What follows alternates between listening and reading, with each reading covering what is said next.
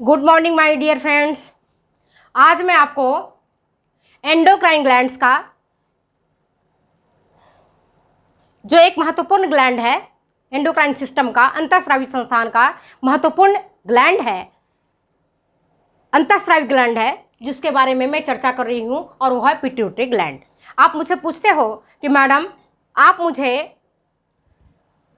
Endocrine system पढ़ा दीजिए, अंतःस्रावी ग्रंथियाँ पढ़ा दीजिए। मेरा परीक्षा बिल्कुल नज़दीक है, पीजीटी का परीक्षा बिल्कुल नज़दीक है, टीजीटी का परीक्षा नज़दीक है, तो आप ये दोनों परीक्षाएं आपकी हो चुकी हैं। आप परिणाम का इंतज़ार करें और जिन बच्चों का परीक्षा अच्छा नहीं हुआ है, जो बच्चे अच्छा नहीं कर पाए हैं, उन्हें निराश और हतोत्साहित होने की आवश्यकता नहीं है। आप परमपिता परमेश्वर पर विश्वास करें और कर्म को निरंतर करते रहें। जब हम अच्छे कर्म करेंगे, परमपिता परमेश्वर जरूर हमें फल देंगे। तो चलिए बिना समय गंवाए हुए आज हम पीयूष ग्रंथि के बारे में पढ़ते हैं। पीयूष ग्रंथि हमारे मस्तिष्क का जो पीछे वाला हिस्सा है, ये वाला हिस्सा देखो, दिख रहा है आपको? इसको कहते हैं हाइपोथैलेमस। हाइपोथैलेमस में स्थित रहता है, ठीक है। और इसको हम हाइपोफाइसिस सेरेब्राई ग्लैंड कहते हैं। क्या कहते हैं इसको? हम हाइपोफाइसिस सेरेब्राई ग्लैंड कहते हैं। हाइपोथैलेमस को ऑर्केस्ट्रा कहा जाता है और पिट्यूटरी ग्लैंड को मास्टर ग्लैंड।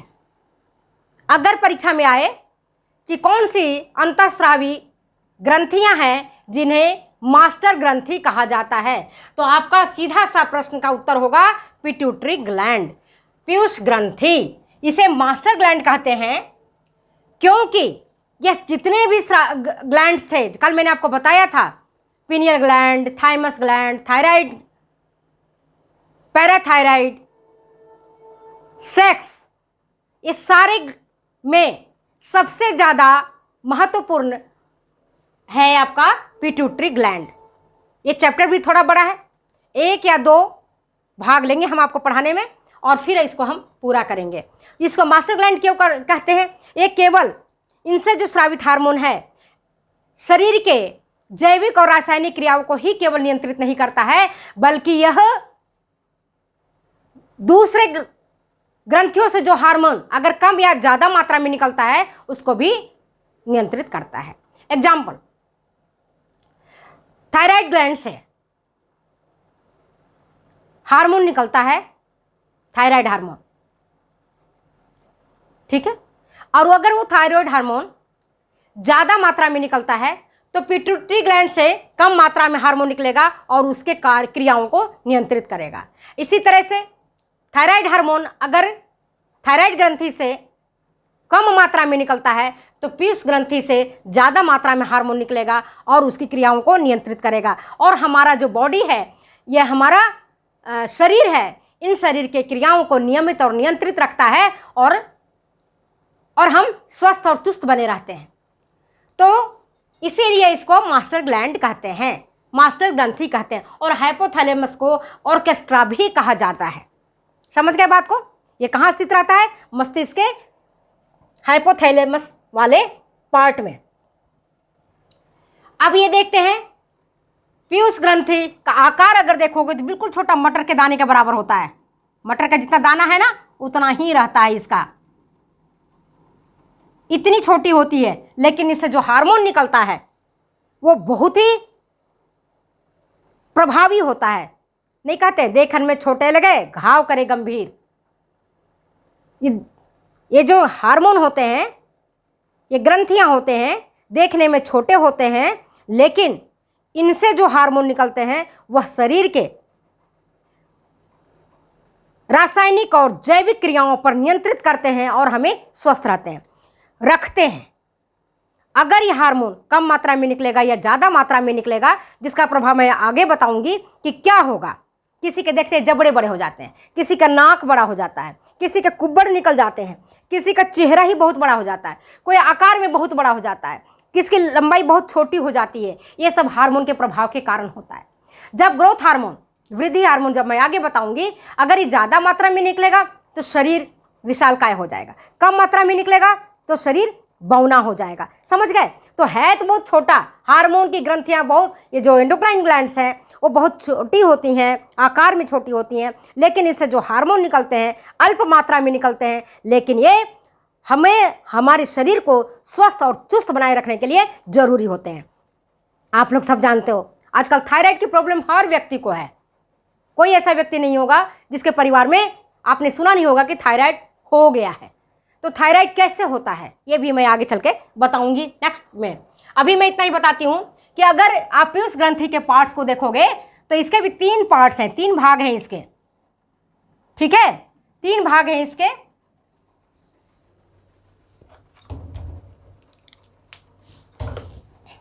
पहला भाग इसका अग्रभाग कहलाता है, आगे का भाग अग्रभाग कहलाएगा, जिसको हम कहते हैं एंटेरियर पिट्यूटरी लोब। क्या बोलते हैं? एंटेरियर पिट्यूटरी लोब, मतलब अग्र पीयूष खंड। अग्र पीयूष खंड इसको बोलते हैं, अग्र पीयूष खंड बोलते हैं इसको। ठीक है, समझ गए बात को? इसको अग्र पीयूष खंड बोलते हैं। जिसका जो बीच वाला भाग होता है पीयूष ग्रंथि का, जो ये जो है ना आपका मटर के दाने के बराबर, इसका जो बीच वाला भाग होता है उसको इंटरमीडिएट पिट्यूटरी लोब बोलते हैं। ठीक है, और जो इसका पश्च वाला भाग होता है, पीछे वाला भाग होता है, वह कहलाता है पोस्टेरियर पिट्यूटरी लोब। क्या कहते हैं इसको हम? Posterior pituitary lobe.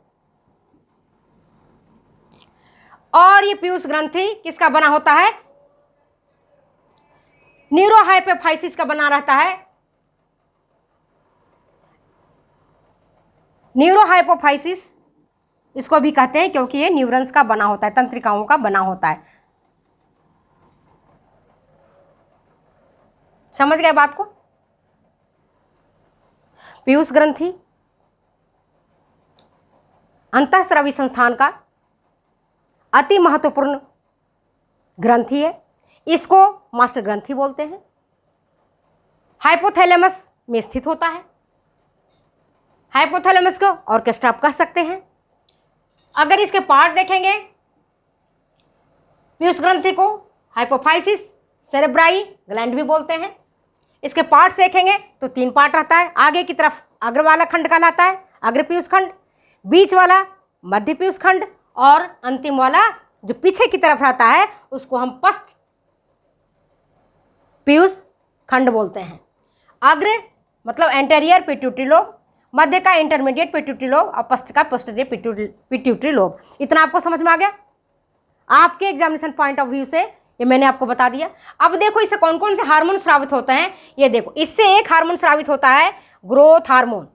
ग्रोथ मतलब वृद्धि हार्मोन। एक हार्मोन इससे स्रावित हो रहा है वो कहलाता है वृद्धि हार्मोन। दूसरा जो इससे स्रावित हो रहा है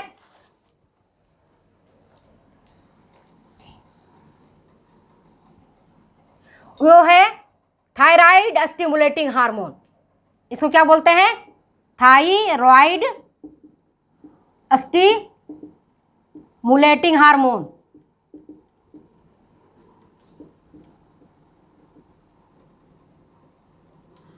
थायराइड जानते हो? स्टिमुलेटिंग मतलब उत्तेजक, जो उत्तेजना पैदा करता है, इससे निकलता है थायराइड उत्तेजक हार्मोन। ये ACTH ये क्या है? Adreno corticotropic hormone. Adreno corticotropic hormone, ये हार्मोन निकलते हैं। ठीक है, किससे किससे निकल रहे हैं? और तीसरा है GNTH मतलब gonadotropic hormone. Gonadotropic hormone.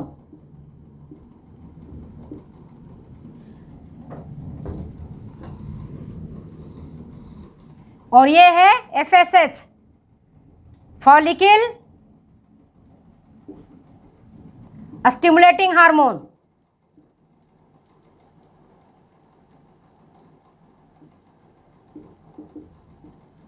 Stimulating hormone. LH luteinizing hormone.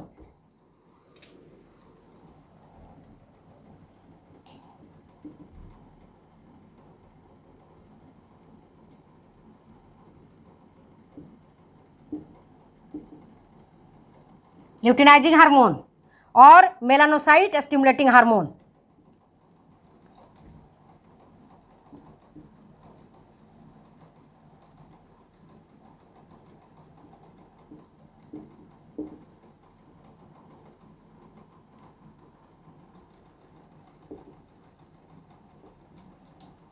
ठीक है, तो अब इससे कौन से हार्मोन निकलते हैं ये याद रखना, ये जरूरी है, एग्जामिनेशन में आ सकता है कि गोनेडोट्रोपिक हार्मोन कौन सी ग्रंथि से निकलता है, कौन सी अंतःस्रावी ग्रंथि से निकलता है। तो ये चीज याद रखो, ग्रोथ हार्मोन, पिट्यूटरी ग्लैंड से निकलने वाला हार्मोन है ग्रोथ हार्मोन। दूसरा है थायराइड स्टिमुलेटिंग हार्मोन। तीसरा है एड्रेनोकॉर्टिकोट्रोपिक हार्मोन। चौथा है गोनेडोट्रोपिक हार्मोन। पांचवा है फॉलिकल स्टिमुलेटिंग हार्मोन। ठीक है, छठा है ल्यूटिनाइजिंग हार्मोन।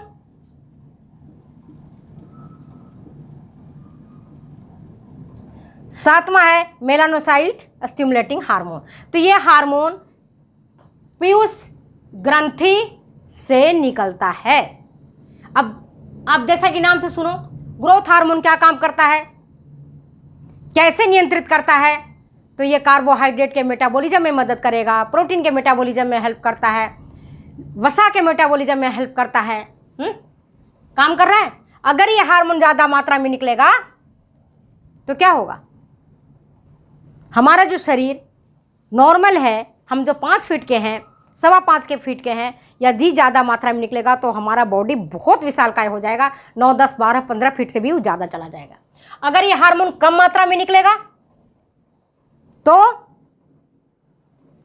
हम बौने हो जाएंगे, छोटे हो जाएंगे, हमारा आकार छोटा हो जाएगा। ठीक है, तो आज मैं आपको इतना ही बताती हूँ। नेक्स्ट वीडियो में ये जो हार्मोन स्रावित हो रहे हैं, इन हार्मोन के अल्प स्रावन से और अत्यधिक स्रावन से कौन कौन से प्रभाव होंगे इसके बारे में चर्चा करेंगे।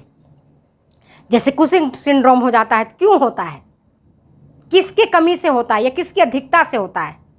जिगेंटिज्म हो जाता है, किसकी कमी से होता है, किसकी अधिकता से होता है। थायराइड किसकी कमी से होता है, किसकी अधिकता से होता है। ये सारी चीज़ों के बारे में हम आपको आगामी वीडियो में बताएंगे। तब तक के लिए आप समझिए कि पीयूष ग्रंथि हमारे अंतःस्रावी संस्थान का एक अति महत्वपूर्ण ग्रंथि है, जो हमारे मस्तिष्क के हाइपोथैलेमस वाला पार्ट में स्थित रहता है। जिस व्यक्ति को अगर ये प्रॉब्लम होती है तो ये जो पोर्शन है, इस पोर्शन को आप दबाते रहें, जिससे कि ये ग्रंथि है ये ग्रंथि से हार्मोन आराम से निकलता रहे। समझ गए बात को। इसको हम दबाएंगे ना, सिर को दबाएंगे, इधर पीछे वाला पार्ट को दबाएंगे, हाइपोथैलेमस वाला पार्ट को दबाएंगे, तो हार्मोन का स्रावन सही तरीके से होता रहेगा। समझ गए बात को।